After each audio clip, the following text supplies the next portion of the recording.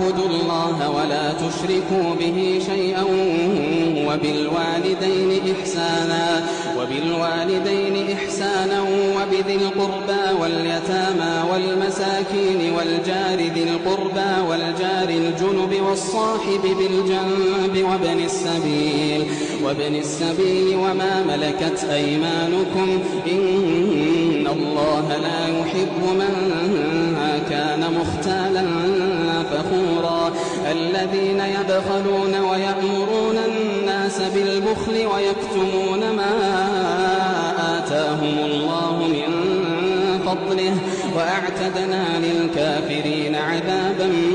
مهينا والذين ينفقون أموالهم رئاء